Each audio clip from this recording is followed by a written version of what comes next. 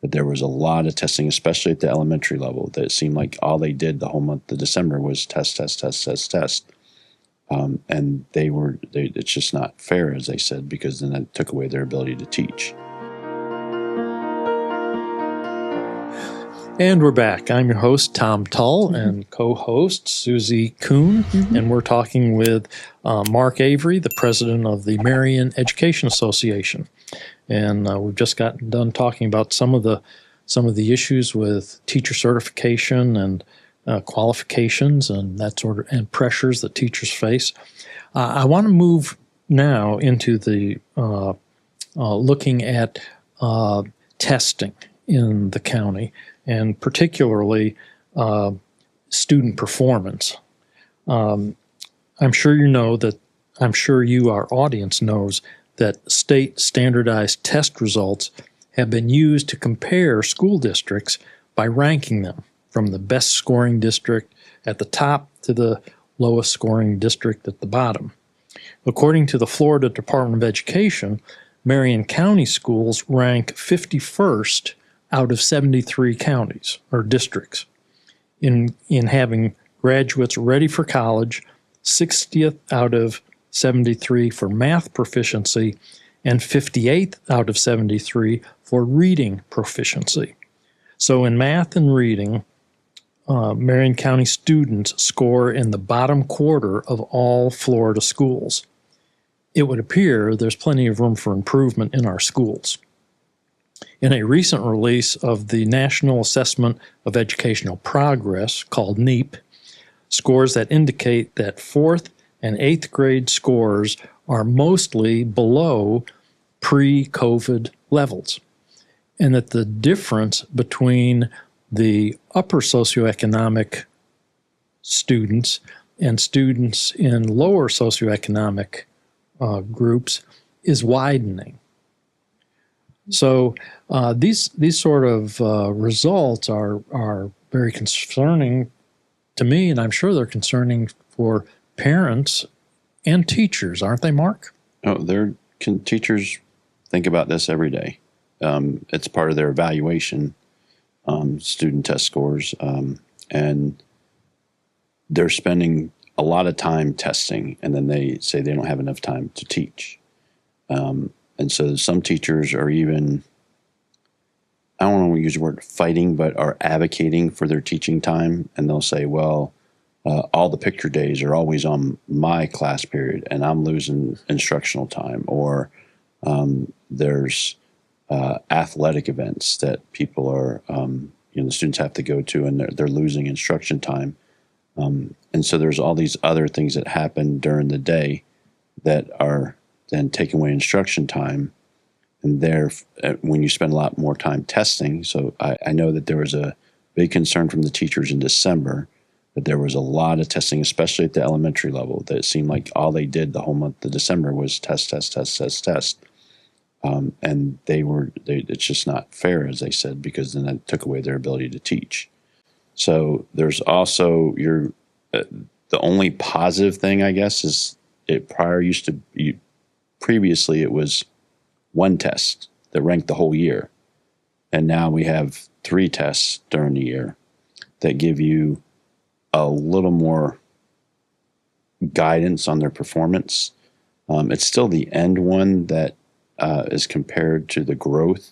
And so it's still based on one test. And so, how the child feels that day, how they, what happened at home, what's going on, depending on what grade level, what's going on in their world with other kids and things like that. Or even in the testing environment, the student next to you is disrupting, or they're swinging their chair around or tapping, and that the teacher's trying to control that. There's a lot of pressure on teachers to focus on the rules for these tests. There's a very specific list of rules, and so that you have to go by why the students are teaching are testing. So the teachers have a lot of extra anxiety for that, because especially if we're going to test more, whether it's electronics or kids making sure they're in the right section, and there's a lot of anxiety for teachers over that, following all the rules, because that is something that the state does not take kindly to. So, yeah, and I know in sometimes too much testing can be bad, but you have to have enough, like you say, to sort of measure progress and see kind of where there might be some deficiencies that you'd want to put a little extra effort into teaching certain areas. So it's a fine balance to try and get between the formative assessments, they call it, to kind of gauge progress, and the summative, which is that last big one that schools have to live with the results. How does the county make sure that the guidelines that they have to give teachers for what they have to teach? I mean, every teacher has I don't want to call it a curriculum. Well, they have a curriculum, and they have certain things that they have to teach. And how certain is the county that what is being asked for teachers to teach is actually what's being tested? So there's standards. So the state of Florida has standards for every subject, every grade level, and they're throughout. This is what must be covered for this third grade year or that fourth grade year. And those are specific standards? There's specific standards. So the argument is that as long as the teacher is teaching to the standards, and so if you're teaching about dinosaurs and they're not in your standards, that becomes the issue. And the tests are supposed to test the standards for that grade band. So one of the complaints has been in our district's progress monitoring, where they give the tests to see how the kids are doing, is it's for the whole year. Well, they haven't learned the whole year in the beginning of the year.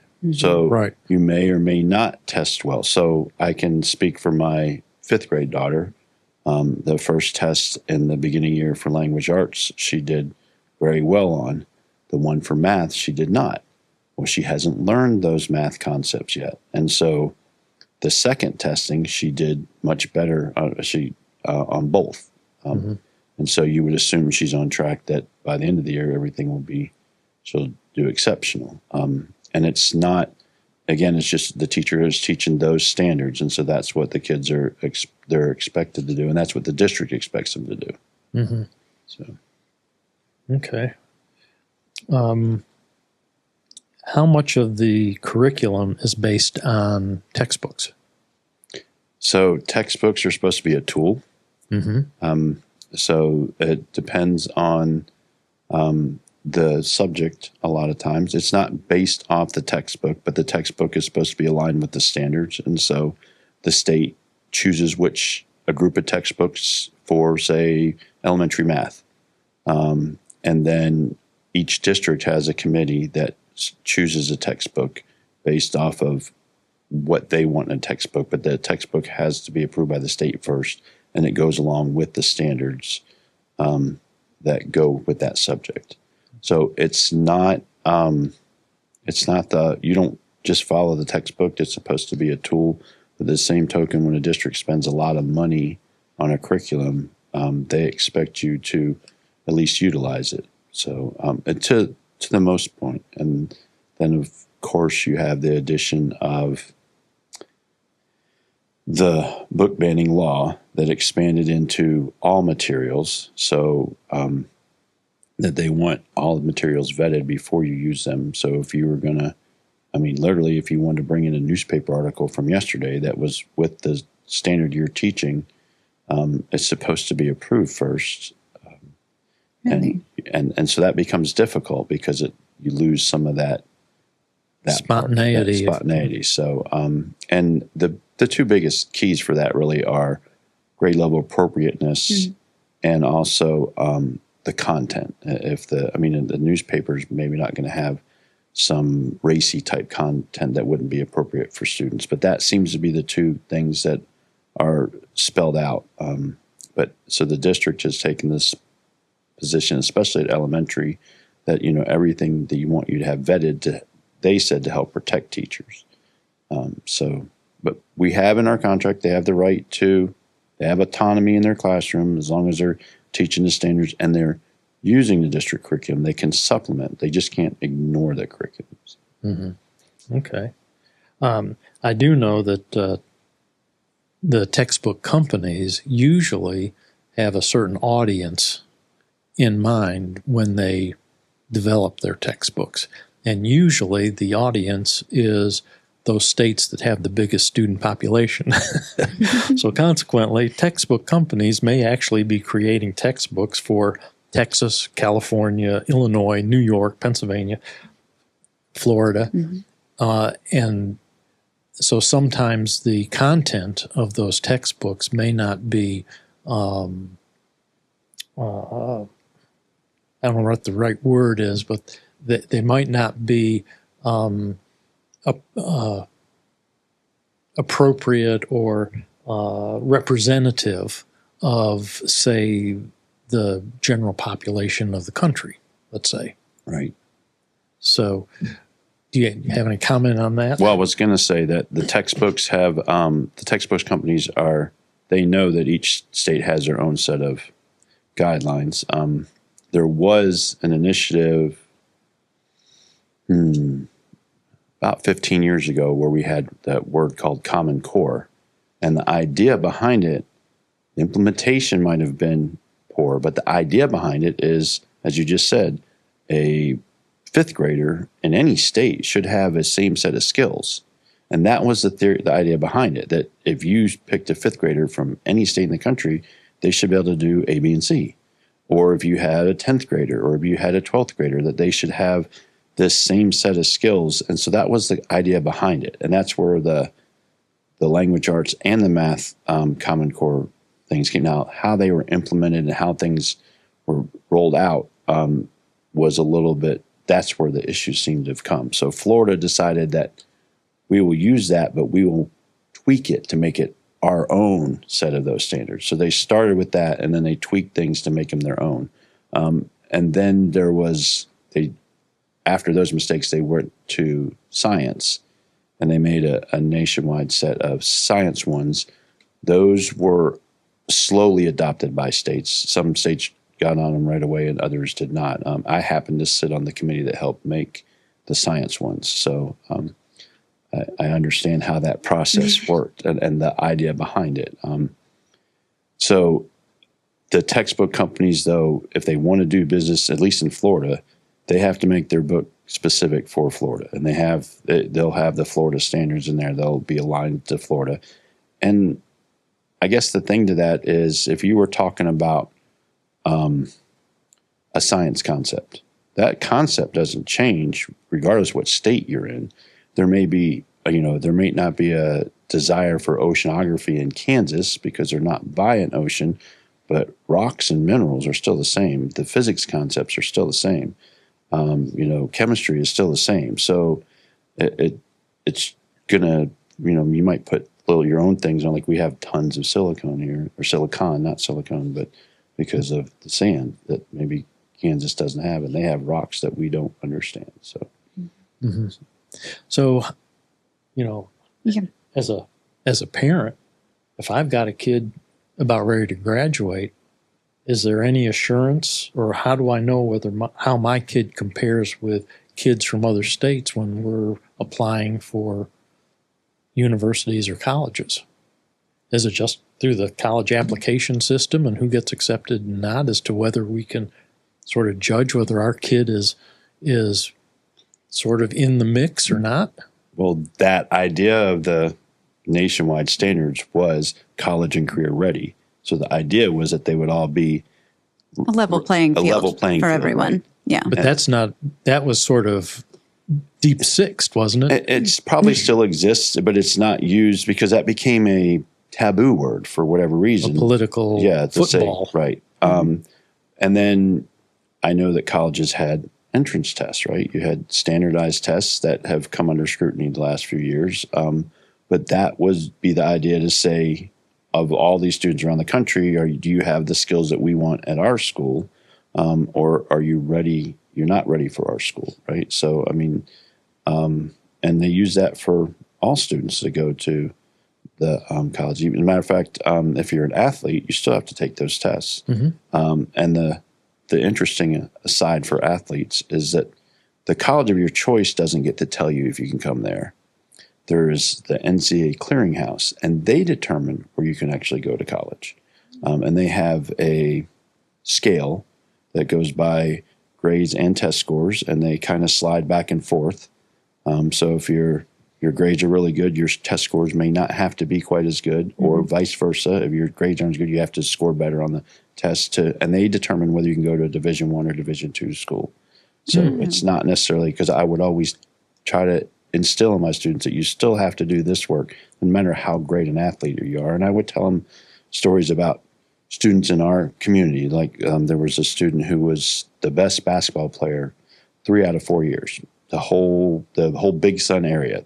He every year he won that, and he got offered a full ride scholarship to a East Coast school that the year before was in the Final Four. Wow. So this was a school that had, and he couldn't go. He couldn't qualify to go there. And I always thought that was a shame, that he had an opportunity to get an education and play basketball to help cover that. And he wasn't able to use that opportunity because he didn't do the work ahead of time on the academic side. Are many parents aware of that? I mean, that's news to me. I hear of students being offered scholarships all the time for being a student athlete, but I did not realize there was a separate piece that could exclude them from actually attending. I guess, it's somebody's job to tell them that. I don't know exactly. I mean, I'm glad you're telling. I'm glad that it's part of this conversation. So one of the things my mom did, probably from the time I was 4 or 5, as long as I can remember, she always told me I was going to college. Yeah. You're going to college. She didn't tell me, she didn't have a plan how that was happening. So it was always just in my head. I knew that I was going to college. And that's a huge thing that I've learned now, that but there was no plan on how to get there. Yeah. And so even when it came to planning high school, she wasn't involved in that. And so my high school career as a student was not what it should have been. It was because she wasn't there. So as a teacher, and I taught 8th grade all the time, and so I always thought as part of my job was to get them ready for high school. Yeah. So I had a personal investment in that. And I literally would talk to the kids on day one about high school. And they would look at me like I had 4 heads. But I would say, well, in January, when you want to get into the IB program or the ACE program, and you go, oh, I didn't do the stuff I needed to do, I can't help you then. But if I tell you now to start thinking about that and what that entails, and you make the decision, well, I didn't want to do the homework that night, or I didn't do those assignments, then it's on you. But I don't want you to get there and say, I didn't know. As you just said, I didn't know. So I want you to, and so we would talk about those things, and then we'd revisit it. In January, we would talk about college. What does it take to go to college if that's what you want to do? And we would, go to a college website and look and see, because the University of Florida actually tells you what to do in 8th grade and tells you what to do 9th, 10th. I mean, it tells you what you need to go there, and it's very difficult to go there as a freshman. It's extremely competitive. A diploma doesn't, the process for getting into college starts a lot earlier, like you said, and parents need to plan and have those discussions. And it's awesome that teachers are doing that with our students as well. Yeah.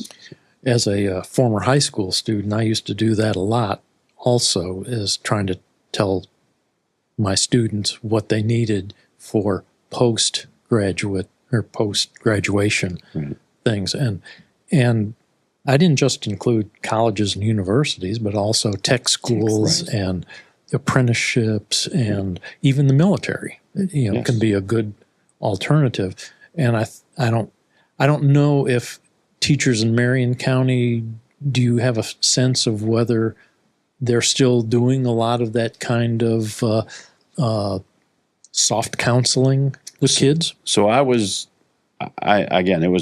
a personal thing for me. But then they created a program, so it was happened in all the middle schools, where they would have a career kind of counseling about it that was done, and they would look at career choices and what it takes to get there and what the future looks like, and just to give them an idea, because most of our high schools have different tracks, and so that you could know which high school you wanted to apply to, and if what program, if they had the program you were looking for and stuff like that. And then we also have CT type programs at all of our high schools. We have kids who can get certified in a skill before they graduate from high school, and then we also have some that are specific to our community, like North Marion High School has an equine program. It's the only one in the country, according to their student representative on the school board. And we also have 2 logistics, like for factories and stuff, because we have this huge influx of that. So there's a desire for that. So we have 2 high schools that have those kind of programs. So that stuff is going on. Yes. Yeah. Okay. Yeah, and I know that at one high school they have the IB program and the other one I can't remember. The ACE. ACE, right. Yeah. So we actually 2 of the high schools have the ACE program. We had 2 high schools that had the IB program, and I don't know if we were still IB. I think they've been moving away from that. But Vanguard is the main IB school in our county. Yeah. And just for our audience, those are 2 academic kinds of programs to encourage kids to do more than what's expected, so that they can increase their academic skills and whatever. And the IB, International Baccalaureate, is the program that's run in American schools and British schools all over the world. So there are some kids who may move into Florida that have already been in the IB program, and so they can go to one of these high schools. It's a continuation. And sort of continue right up. And most of the colleges and universities accept IB credits as credits for college classes. Yes. So we're throwing around these letters, so I thought maybe the audience would like to know what the heck that is. Well, and the ACE program is equivalent to that. It stands for Accredited Cambridge Education, I believe, and it's the same type of international program. And we have 2 schools in Marion County that do that: North Marion High School and Bellevue High School. So, and they have lots of students involved in both of them. Now, I know also from my experience, I was at one time a high school assistant principal, and we did 2 programs that I thought was good for students. And one was to have a day where military recruiters could come into a social studies class and just talk to kids, or an English class. And then we also had a day with kids who went to college, who had graduated the previous year and are now in college, have them come back and sit and talk with kids about college experience and what was good, what was, difficult, what to expect, and that sort of thing. And I always felt like that was an added benefit for the students in our school to see, people from our school can be successful going into these other programs. Excuse me. Both I know the high schools are doing that, right? They're having, there's 2 student members on the school board. One's from Forest and one is from North Marion. And in their comments on Tuesday night, North Marion just had their career day, and they talked about that the recruiters were there, and there was different businesses there and stuff that were talking to them. And then Forest was supposed to have theirs this week also. So some of those things are happening. Also, the district schedules outside of school career and technical. They have a name for it, but they go, and there's lots of different representatives from those places. Not necessarily the student coming back, but they're exposing them to the different options for them. Yeah. So. Okay. Good. This may be a loaded question, but Does the school board, the Marion County Board of Education, do they ever ask you as president of the teachers union what teachers think or recommend on dealing with some of these sorts of issues? Sometimes they do. So they'll, not necessarily at their meeting. I'm not on their agenda. I've spoken public comment, and although they don't normally respond to public comment, there have been times they said they've stopped and they've asked me questions afterwards. And I can speak to them anytime individually outside the meeting. I just can't talk to them about district business or like that things that they're planning, because that's against the sunshine rules. But yes, we do have conversations time to time about different things. Like if have you heard this, or there's an issue, and or if I know a concern, they've said, call me, let me know before you come up here to public comment. So. Yeah. Okay. We've been talking to Mark Avery, president of the Marion Education Association, and he represents teachers here in Marion County, and we've been discussing some of the issues that teachers face in the classroom. So thank you, Mark. We'll talk to you here in a minute. We're going to take a break right now. All right.